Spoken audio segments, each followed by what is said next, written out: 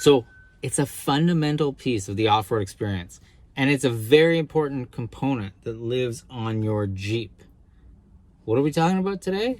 Take a look at this. See that down there? That right there is an electronic sway bar disconnect on a Jeep JL Rubicon. And today, you guessed it, that's what we're talking about, sway bars. We're talking about what they are, what they do, how to upgrade, different options, all that and more today on the show. So stick around. Let's get into it and let's talk about sway bars.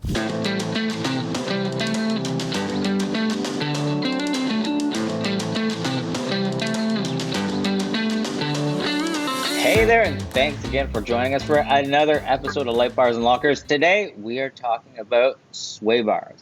As always, joined by Ryan Stuangi from Combat Off-Road and Tim Rogers from TMR Customs. How's it going, guys? Awesome. Good. I thought you blew a kiss there for a minute, Tim. I thought you were like, you were just scratching your Why face. not, so. right? Oh, All the love. Hello, my friend. Yeah, it's been a couple of weeks, actually. I think we're a little bit behind. I think we missed last week. I don't remember exactly why. I think I pulled the chute. But anyway, Tim, you had a race happen. Tell us about that. How did things go with that? It was fun. So we ran at Ray's place again. This event was called Thunder in the Hills in Minden. Todd, folks, solo Jeeper, he organizes that, sets the course, and puts in a lot of background work. So it was fun. We ran the course in like a different direction than we had before. And yeah, it was a challenge. There were a lot of breakdowns. We got stuck at one point. We got pulled out by a fellow competitor, ripped the brake line, fixed that on course, lost our whole electrical panel on course, fixed that to keep going. Like it was a war of attrition. It was, yeah, I mean, it was, I don't know how you can say it's fun. It is fun as all fuck, but yeah, when you describe it or think about it, it doesn't sound it, but yeah, it's just the competitive nature of it's like nothing else. So we had a blast, and all the other competitors left smiling. So yeah, we'll have some videos and some good social content coming from that soon. But yeah, awesome. It was a fun day for sure. Awesome, amazing. And Ryan, what's been going on in your neck of the woods? Slaving all weekend. Yes. That is true. Yeah. We were working, man. Working here at Off-Road Addiction, putting some sweet combat stuff on the beef of the Jeep. Yeah, and I got to tell you, Ryan and the team, they hooked us up. I mean, honestly, really, we were going to get a lift. We were getting the low center of gravity combat lift, and we got some Mickey Thompson and Method wheels thrown on there.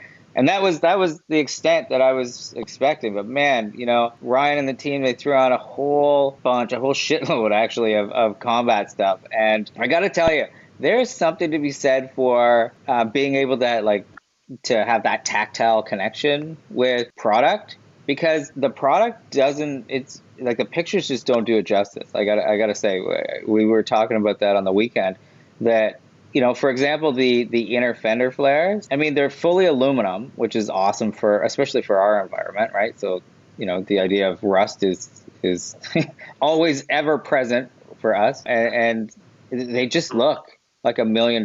Like they're awesome, especially with that little lift and the 37s. Yeah, so I got to say, huge thank you to the guys at Combat and to Off-Road Addiction and the team, because the Jeep is looking pretty awesome. I'm loving it. So thanks. And we had some good meals. Yes. Nate's wife came out and hammered it, right? We had a fully catered lunch and then a super catered dinner. And that was good. Too bad Tim missed it. You were good and full of mud breaking your stuff. You could have came and ate and hung out and took some pictures and shit. That's right. Yeah, so relaxing time. Yeah, have a couple beers. We started around. Yeah, we had a couple drinks. It was fun. Yeah. I think we started around 2 and we finished around 1:45 a.m. Yeah, I think by the time I got back to my place, it was 4. Yeah, and I'm like, I can't even enjoy. All I'm thinking is like, I'm freaking tired as hell. Driving, it's boring, But there's something about, driving a new lifted Jeep that gives you a little bit of that extra adrenaline, I think, that helps out. Totally. But it's a new Red Bull. Yeah, that's just right. Just buy a Jeep, big shit on it. I will say I did stop and I downed a couple of Red Bulls right before I left. So just to make sure as soon as I got back, I'd have a little mini heart attack.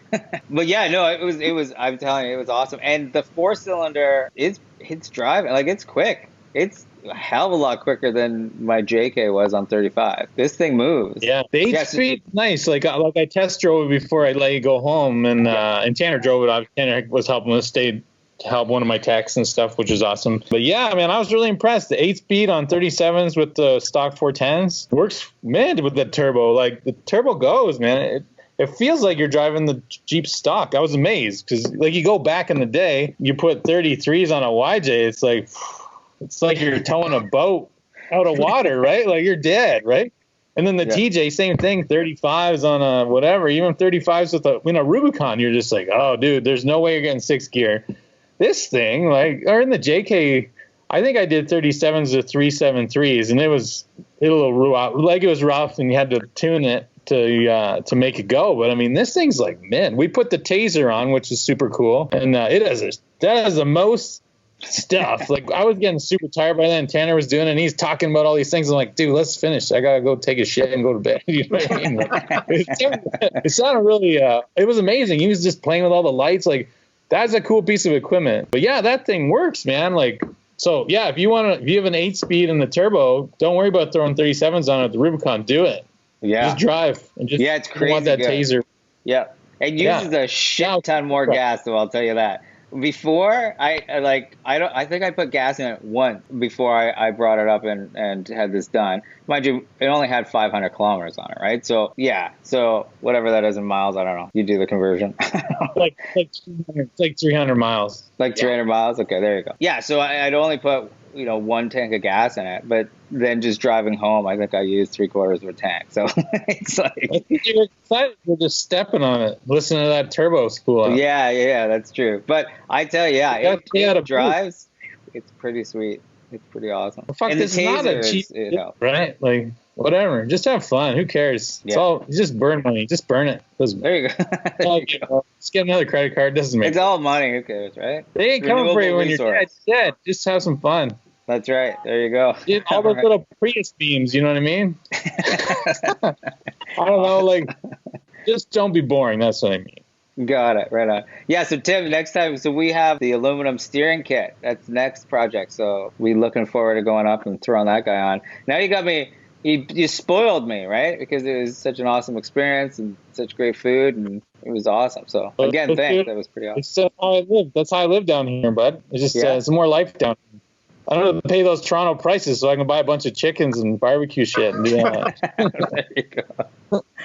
Awesome. All right, cool. All right, well, let's start with the sway bar. I think it's a fairly important but fairly straightforward piece of equipment included on the Jeep. But let's start for the people who don't know what it is. Tim, why don't you tell us, what is a sway bar? Sure. So on your Jeep, you've got them both front and rear. They're a forged bar. It's like made from a spring steel, so it's got some torsion or bend or give to it. So what it's supposed to do is when you're cornering in the Jeep, it flexes or twists and it controls the body roll. So you want to go around the corner and the body feel level. You don't want to take a corner and you feel the body of your vehicle. And I mean, that's pretty much any vehicle. You don't want to feel it lean over. You want it to feel flat when you coast around the corner. So that's what a sway bar does. It's strictly there to control body roll in your vehicle and under your Jeep. Okay, or even the sway. There's exactly. The sway. There you go. Control the sway. So yeah, the torsion bar will be connected from the frame or chassis down to the axle with a set of links, and we're going to get into all that. But yeah, in its most basic form, it's a forged bar, front and rear, and it's going to control the sway or body roll of your vehicle.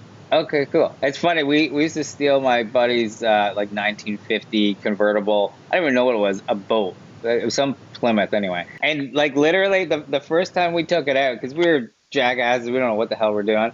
This thing's the slowest. It's got a single speaker radio, so it's totally mono. It's ridiculous. And we take it out. We're driving down the street, and my buddy hits a corner just like he would on any other car. And the front of the car like rolls down and hits the ground. And so we're sparks are flying and shit. Oh, no. I suppose a sway bar would have come in handy, back then.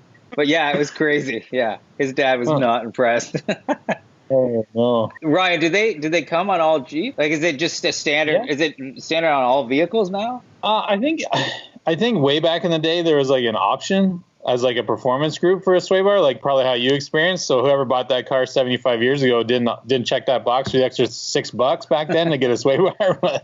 But yeah, that's probably what happened. Yeah, most of them will come with a sway bar. I don't know, way back, like some of the leaf spring guys will eliminate the sway bar because they figure just that side load on the bushings keeps them pretty upright. So it's kind of, I don't know. It's up to you, but as far as I can remember, all the JK, TJs, obviously JLs, everybody's got sway bars front and rear. Okay. All right, right on. And so then, So understanding what a sway bar is, Ryan, what's a sway bar disconnect? How does that work? Okay, yeah. So basically, in the simplest form, you're disconnecting the sway bar from the axle. So it's a live axle, and then, like Tim was saying, you're gonna have pressure on the body roll, and then that bar, the torsion's gonna, bring you back to stabilize it, right? So if I disconnect it at the axle, where sway bar disconnect, you're gonna be able to articulate the axle, right? So it's not attached to the frame anymore, and you can get that movement. That's kind of what you're after, and that's probably the cheapest. So airing down your tires and having sway bar disconnects, that is your cheapest option for off-road performance in the universe. So you're gonna find the most difference with that. If you went four-wheeling with road pressure and sway bar connected up front, and then you did an A/B test and tried the same trail, doing the other, brought your tires down to whatever, 10, 15 pounds, and disconnect the sway bar, you'd be like, this is a whole different machine. You'll be ear-to-ear smiles for virtually the price of some wrenching and some air. So nice. Okay, definitely a cool experience if you've never done anything like that before. So if you want to buy sway bar disconnects and you're I don't know, definitely you're going to really appreciate them for off-road, right? There's no off-road benefit to sway bar disconnects whatsoever. It's on-road, no on-road benefit, only off-road benefit. Okay, cool. And so zooming in on that a little bit, if I have let's say it's just say a Sport JK, and I want to go off-roading, Tim, can I still take, and I don't have the disconnect, I can still take my sway bars, I can still disconnect them, correct? Yeah, for sure. That's nothing more than the right wrench and socket set to pull them. I mean, some guys don't mind doing that and cheap out and don't ever buy a set of disconnects. Like Ryan's saying, just buy a set. It's going to make it easier. But yes, you could remove your front sway bars with nothing more than hand tools if you want to try that out and feel the performance benefit of that. Okay. Well, and then so what, in terms of the different Jeeps, what are the different options that come with the different models? So in terms of, do some Jeeps come with sway bar disconnects and some come with just regular sway bars, or how does that work? Your JL and JK Rubicons come with an electronic sway bar disconnect. So if you've got the Rubicon package, it's literally the flip of a switch. There's an electronic actuator there that basically moves the motor. That disconnects the sway bar. So you don't have to get out of the vehicle or perform any mechanical function. That's on a Rubicon. If you've got any other model, then yeah, you've got to get out of the Jeep, manual undo it with hand tools like we're talking about, or a set of aftermarket disconnects, which is usually nothing more than pulling like a cotter pin, pulling the disconnect off like a machined bar, and then hooking it up out of the way so the sway bar's held up on the frame and isn't going to flop down and potentially hit or rupture a tire. So if you've got a JK, JL, Gladiator, Rubicon, you're good to go. Hit the button. If you've got any other model of Jeep, it's just a little more involved, but something you'll do at the trailhead when you're airing down your tires, like Ryan mentioned. It's just one of the first things you'll do before you hit the trail. Okay, yeah, cool. And then the 03 to 06 TJ Rubicon had the disconnect also. Cool. Amazing. Don't be surprised when they fail, because they do fail. They fail disconnected too as a default, right? So you're going to be disconnected, which is fun if it doesn't work, but you're not going to enjoy your on-road performance without fixing that. So, and there's a couple other companies that, I don't know, Tim, are you ever thinking about making those little screw-in stupid things? Probably no, not, eh? Like one of the manual ones for that. Yeah, like JKS makes one, I think. And basically, you could fix the OE sway bar with that JKS piece, and it's just basically a bolt and some stuff. I can't remember off the top of my head, but it's pretty simple to be able to manually actuate the auto actuator from the OEM Rubicon. But a lot of guys that are into it, they're going to hit stuff we'll talk about, like the Curry anti-rocks and stuff like that. Well, and so that was going to be my next question. So you see a lot, everyone's got their opinion. In the Jeep world in particular, and they like to share, which is great from a community standpoint, but sometimes you get conflicting thoughts. And one of the things that I've heard many times, especially when it comes to the Rubicon, it's like, hey, just don't waste your time and just go and get regular manual disconnects. Is that what you're talking about, Ryan? I'm just saying, I assume what they're saying is that eventually it's going to fail. The electronic disconnect's going to fail, and just preemptively get it out of the way. No, I don't. Like I said, they do fail, especially the older ones. But the older ones are old. You know what I mean? Like your 07, thing's 13 years old. I wouldn't be surprised if it fails at some point on you, but don't fix it until it's broken. You know what I mean? It's beauty just pushing the button in the cab. You know what I mean? Just push it until it screws up. Worst thing you got to do is you have one crappy ride home. If you're aware that it's not reconnecting, drive accordingly. You know what I mean? And then look at options. You know what I mean? Either they're fixing it with that little bolt, so it's small, or like taking it right off and going from there, you know? Yeah, I don't know. I would just do that. Like I was going to do anti-rocks on the JK. I just never got around to it. Yeah, and so we just have like Rubicon Express disconnects I've had on there since like 2012. I don't know. Okay. Like they're all ratty and shit and full of grease and whatever, and you know, you just pop them off and go, right? Okay, so, cool. Well, actually, that's a good segue. I was going to say into the idea of aftermarket. Let's talk about the different aftermarket ones. Tim, you mentioned earlier the difference between like the sway bar disconnect and an off-road sway bar and those different things. Let's talk about the differences between those guys. Sure. So like Ryan just mentioned there, common brand for disconnects is Rubicon Express. JKS is another big one, but basically these are pieces that are going to allow you to disconnect the front sway bar without tools. So you're not going to be running a wrench or a ratchet under there. You're literally going to pop a pin, disconnect the sway bar like we mentioned earlier. So there's tons of options for sway bar disconnects. There's also, if you want to go further than that, options for off-road sway bars. So the most popular one by far is the Curry Anti-Rock. The idea behind these is you run them front and rear, and it makes the suspension work more balanced. So these bars are tuned to work in your Jeep. So instead of, there's argument that if you disconnect the front sway bar, now the front axle's doing all the work, the back axle's not doing a whole lot. If you run an aftermarket sway bar like a Curry, TerraFlex makes a nice like dual rate one. If you run those front and rear, now the suspension's more balanced, because you got to remember, flex is great, but if there's no weight or force transfer there with the tire hitting the ground, that flex is doing nothing for you. It's like guys back in the day would make a huge TJ, let the spring drop out all the way. Now the spring's basically falling out. Well, there is no weight over that tire. No weight, no traction. So these sway bars just allow you to function better off-road. On-road, yes, it's going to be looser than your factory bar, because your factory bar is tuned to control your body roll when you're driving on the interstate, when you're driving around town at speed. So if you run a Curry Anti-Rock or an aftermarket sway bar, remember that you are going to lose some on-road performance handling. If you're aware of it, not a big deal. I've got anti-rocks front and rear under JK here on tons. I know they're there. I drive the thing accordingly. It's not going to corner the same as a stock vehicle would. I like the off-road performance of it, and I like that you don't have to disconnect anything. So again, when you get to the trailhead, I'm airing down my tires while some other guy's airing down his tires, but maybe fucking around with hand tools. If that's you, totally cool.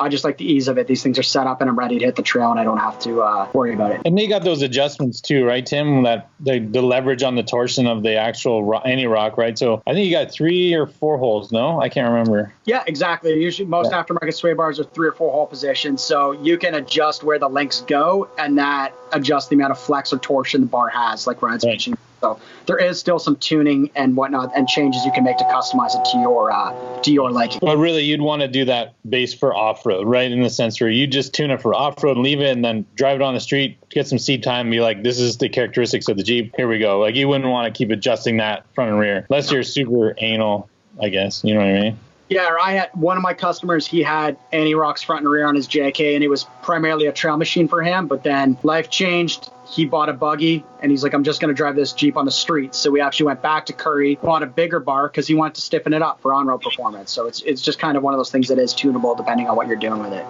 Yeah. Can I tell you the timing on this is rather interesting.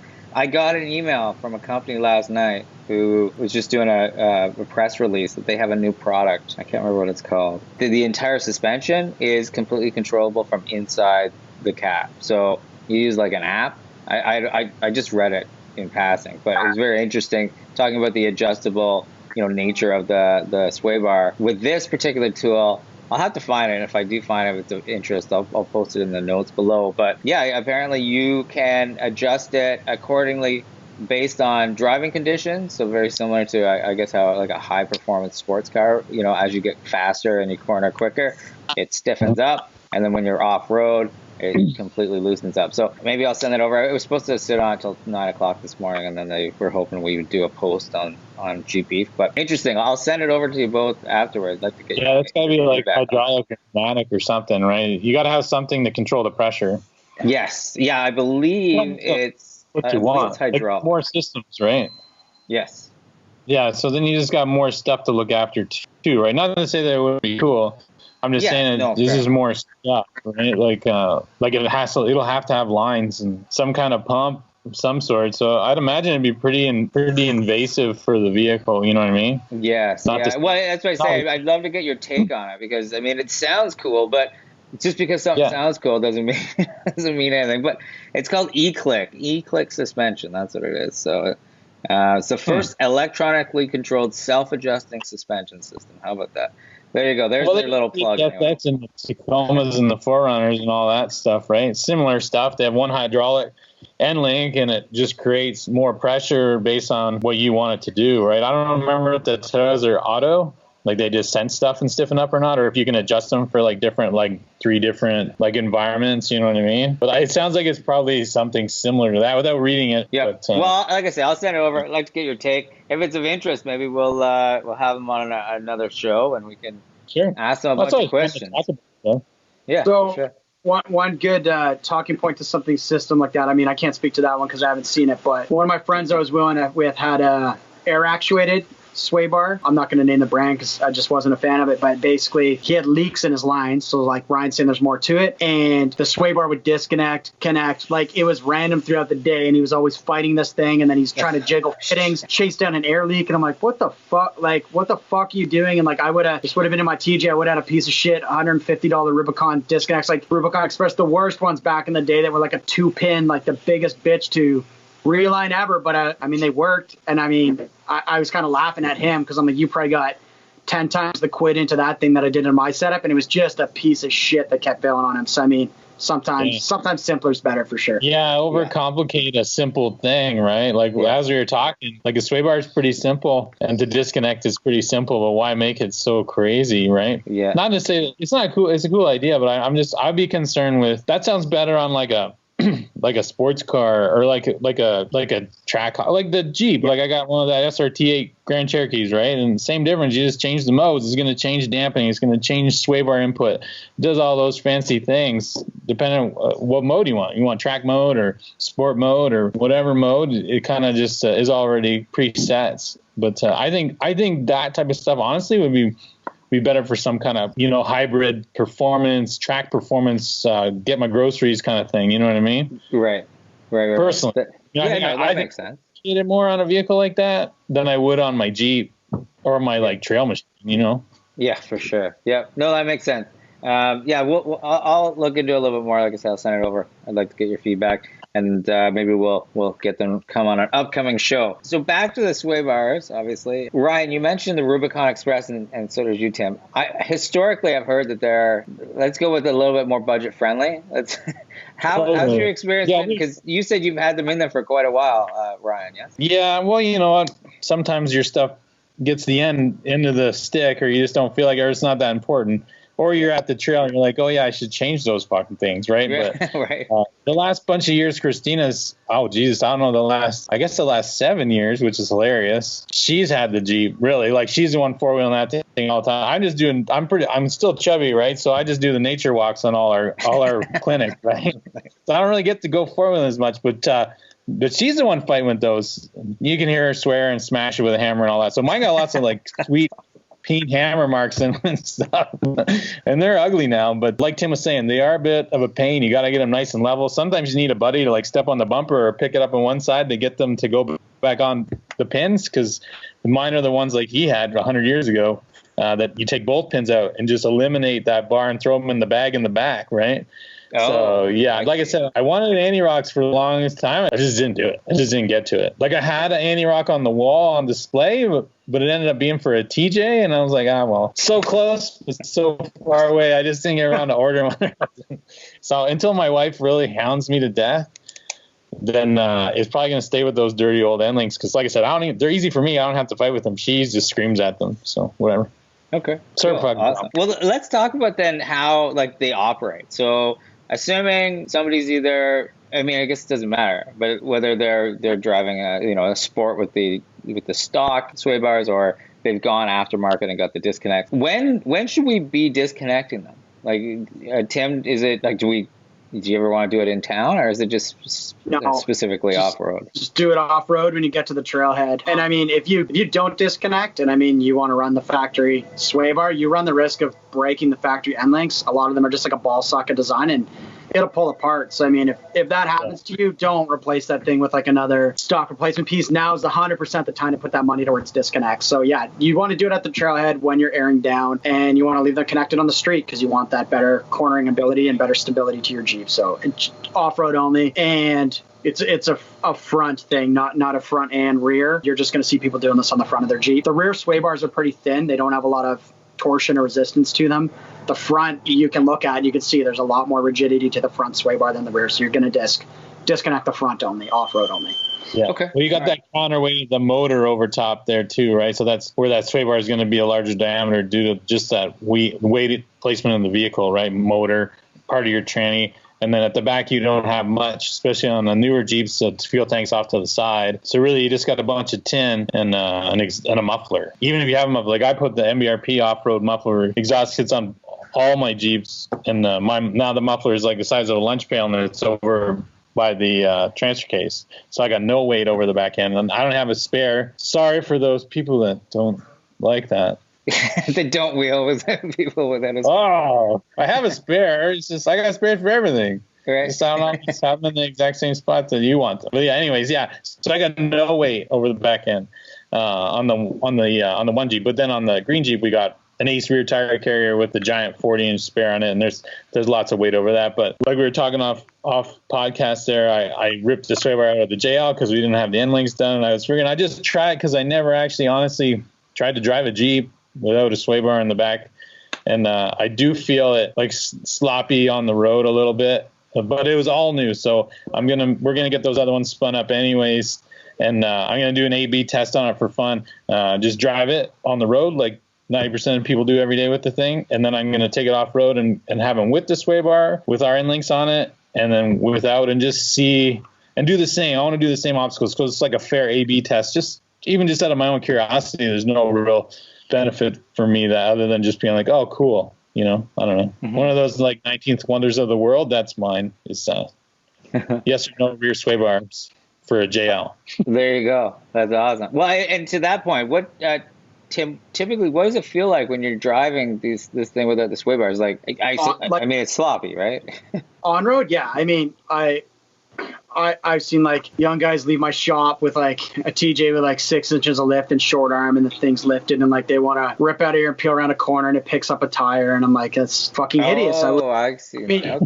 you're because the body roll's so great. I mean, it's to do with suspension characteristics as well, but I'm like, cool if you know how to drive that thing. I mean, that's kind of gimmicky, and you might think that's fun. It's probably not what you want in an emergency situation. If you have to do like an emergency braking or emergency collision avoidance, which I mean is a reality. So I don't think you should be driving a hoopty like that on road. Run with your sway bars on road. It's what you want. Okay, cool. Okay, so quick recap: sway bars, they come in all Jeeps, at least as much as we can tell. The Rubicons and the JKs, JLs, and some TJs have the electronic sway bar disconnects.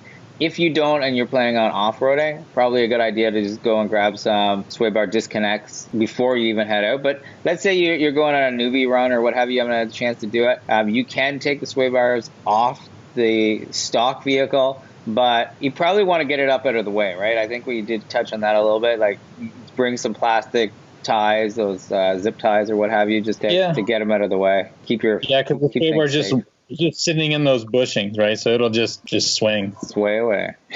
Look, that's a good one. I had a customer that he bought 4 brand new tires, some other stuff, made a bunch of mods to his Jeep, took it to an event, called me after the event and was like, I wrecked a tire. Do you think this will be warranty? And I'm like, well, what happened? He's like, the sidewall just blew out. So I'm like, I don't know, bring it in. You can talk to the manufacturer and see what's up. The manufacturer saw it, was like, no way in hell, like something collided with that, like something breached that tire and caused that damage, like 100%. So finally I got him to fess up to it. Surprisingly enough, it was the guy with the air actuated sway bar. No surprise that it fucked off. But yeah, like you said, get that thing tied up out of the way. Like Ryan said, it's limp. It'll fall down within the sway bar bushings. And I mean, that guy wrecked the tires. So I mean, not carrying a bungee cord or zip ties cost that guy probably $400 on the day. Pretty stupid mistake.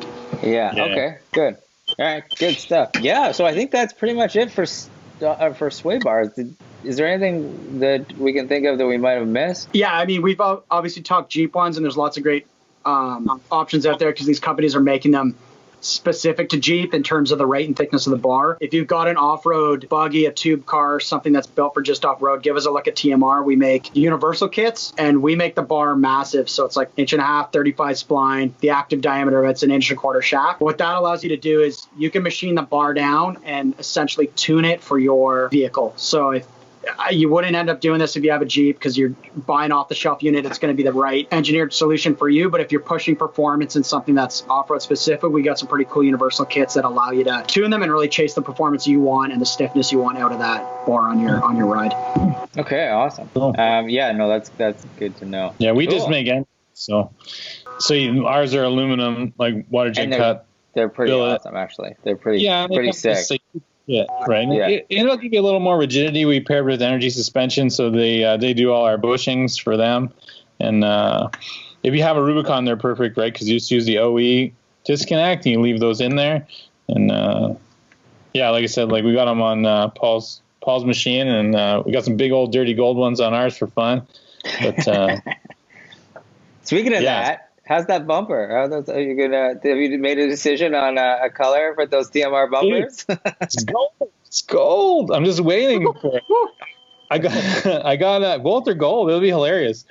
And I'm just waiting for my paint shop to finish up. My buddy Rich has a nice, sweet hot rod paint shop. He paints all our stuff and then all our work, color match flares and everything. But he had this guy that gave him like the anodized gold look, and he did what they said and all this stuff. And he tried it. And he said it was like had a little green tinge to it. So he's all pissed off. He called me yesterday.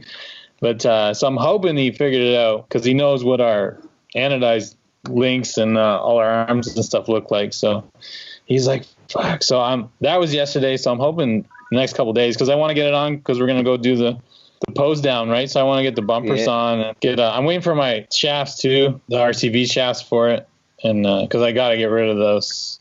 That whole monkey business up front of that Jeep's disgusting. I think you can't. Oh, it's so bad. I don't even want to talk about it anymore. Yeah, because you worked on that on Sunday, right? Well, I was gonna do the ball joints, because the ball joints are lined with plastic in those Jeeps. Only 25 foot-pounds torque on the ball joint nut, which is ridiculously stupid. So I'm getting those out of there, because I got Spicer's the only one that makes JL ball joints that are actually like a real ball joint instead of the OE ones. So those are here, but I didn't want to take it apart, do the ball joints, put it back together, and then take it apart and put the shafts in. So I'm just going to wait. Hopefully the shafts come in. I don't care if it's like the witching hour. I'll just do it before I put on the trailer. The only problem is I run into our Thanksgiving, and I don't know what's going to happen there. I don't know if we're allowed to have Thanksgiving with people. I don't know if I got to go up north and whatever, right? So anyways, first world problems, right? I'll probably be able to eat a turkey and put all that shit together and go take some photos no matter what, right? So whatever. Yeah. But, all right. Awesome. Yeah. I can't wait to see the gold. I tell you, that's going to be so awesome. Nobody's got gold bumpers except for Mr. T. Yeah. Right. Exactly. You need to get your whole grill up done, and you can. Oh, maybe. Yeah. That's next, right? Yeah. I got to save up for that one. Yeah. Right. So you're saying the factory ball joint is not a Dana Spicer piece? Like it's something different? I'm not 100%. All I know is whatever's in there, because I haven't taken them out yet, whatever's in there has a plastic liner instead of a metal liner for the socket, right? And then they have Spicer upgraded ones, and that's the only one so far to date that are available. And that's the only one I went with. So I just can't believe it. Literally, man, there's all kinds of people on the internet. I can go and touch my lower ball joint nut, and it just wiggles on the cotter pin. I've seen that online, where people are especially with the 25 pound-foot torque or whatever, they can just basically, finger tighten them. Well, it's not enough torque when you got a load on it. Granted, I don't know how long it's been loose for, because I didn't realize that issue until we were looking at all the other stuff, because I broke those shafts and the U-joint and all that stuff, right? And we're just looking at all this stuff, right? I don't know how you continue to move forward and move backward. You know what I mean? The Rubicon TJ axle is tougher than the JK and tougher than this JL one is, in my opinion. And the newest one's 14 years old. How do you fuck that up all the time? I guess maybe it's all conglomerate numbers of like weight savings and blah, blah, blah. I know the disconnects for fuel economy over their whole overarching system so they can run like Demon Hellcats and stuff. And you know what? I'll buy my own shaft so I can have a Demon. So that's all right with me. Forget about it. I'd rather have that thing in production and me spend an extra $1,700 on shafts because I'm going to buy one of those things. They're too cool. I can't handle it. I'm going to put, I don't know. I really want to V8 one of these stupid things, but it's tough to like V8 one of these things, but then get into a car with a V8 and just, there's still so much more performance when you want to go ripping in the car, you know? Yeah. But I do want to like hammer the thing up some shit with a V8. I miss it. My childhood Jeep had a V8 and now I've had all these dinky ones, and it's not who I am. I'm not letting myself be who I am. There you go, right? You got to be you, man. Bothering me to the core. That's right. So, I know someone who has experience with the LS swaps, right? So that's true. Somebody. Yeah, somebody. Tim has a JK one. I've done a bunch of TJ ones, but it's just the newer they get, the more of a pain in the ass it is. Like totally. Electronic wise. So yeah, I mean, a factory option with a V8 would be fucking amazing like that. Yeah. Just put down the payment. Don't have to wrench on it. It's ready to go. Yeah. Oh, I see. Well, my buddy Steve at JK Land in Georgia there, he has a Gladiator and he put the Hellcat in it and he put in the 80s and everything. Just a weapon, man. I'm like, what a cool piece, right? I don't know. I think if he'd had that supercharged, like, oh, so much cash though, eh? Like, that's a lot of crying, you know what I mean? Mm-hmm. Awesome. All right, cool. Well, Tim, are you done for races this year, or do you have another one? One more in 3 weeks, so it's pretty quick turnaround because it's a short course race. Was our last one was like more rocks and trees, so we make a lot of changes to the car's setup with sway bars like we were talking about. That's something we change from one terrain to the next. We make shock changes, transfer case gearing, a lot of shit, so it's not too helpful that we got to go spend 12 hours washing this fucking thing before we can take a single bolt off it. But I mean, hey, that's the price we pay, I guess, for the fun we had on the weekend. So yeah, one more race, and then then the car will come apart, and we got some pretty cool shit we're gonna do to it over the winter. But we'll talk about that later. I don't like talking to smack before we get there. So no problem. All good. Do you guys pull up and have it all covered like on the tarp so no one knows, and then you rip it off? No. You're like, look at this. No, it's here. Try and beat me, you bunch of wimps. That would be some good shit talking. I gotta get into it so I can have more people hate me because I'm the best at that stuff. Well, I mean, Christina should race her TJ, man. Oh my god, I gotta put a clutch in it. The original clutch, 05. Finally, the hanger bearing or the throw bearing's like woo, woo, woo, woo, like going crazy. I had my dad driving it for a bit, and he's like, "This fucking thing's fucked," you know. And then throw bearing, so we're gonna clutch it, but I don't know, man.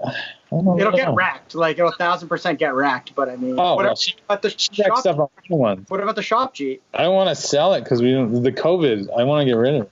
Yeah, it's too dinky, man. You gotta like make those things robust, you know. And I don't know. We'll see. Maybe I'll just find someone and I'll buy one and I'll just paint it. Be like, just paint it gold and then I'll put it. It's the easiest option there you for go. Sure. Yeah.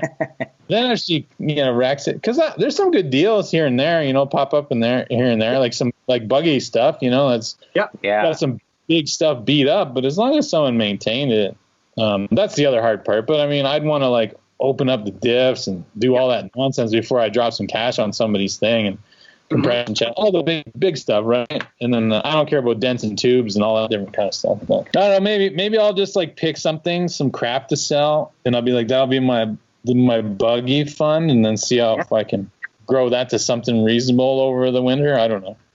There you go. I don't have a lot of time to be building the buggy and having someone break it every 5 minutes. I'm not crazy like you. No, the break it then repairs the nasty evil, because they get trashed, that's for sure. Yeah. Nice.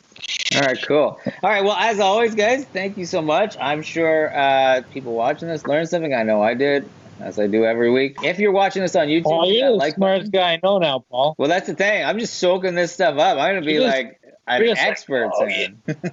All of a sudden, Paul's going to have this giant shop and this online store and selling across the U.S. and Canada, and we're like, what did we do? Yeah, screwed ourselves. There you go. Yeah, but luckily it'll be filled with combat and TMR products, so it's all good. Yeah. There's always a silver lining somewhere. That's right. Well, as again, thank you guys so much. If you are on YouTube, hit the like button, smash it if that's your thing. Hit that bell so you can be notified of any new and upcoming videos when they come out. We actually have a couple. I recorded the time I spent at Off-Road Addiction, getting the combat stuff installed. Like I said, the pictures really don't do it justice, so hopefully videos will a little bit more. We got some cool videos coming out, the fuel door, and they put in a really cool table in the back, so we've got a recording, a video, if you will, coming out of all of that. We've got bumper installs, lots of fun stuff coming, so hit that bell so you can be notified. Get on our Facebook group. So that's probably the best place, really, because we interact with it quite a bit. You know, I think we're up to a couple hundred people now, which is pretty cool, considering it's just been, I think, word of mouth at this point. So it's pretty easy. It's facebook.com/groups/Jeep podcast. Or just search for Light Bars and Lockers. I'm sure we'll come up. Or, hey, get it on the GP page. It's there as well. So, as always, thank you both. That's it. We're done. We're out. So, take care.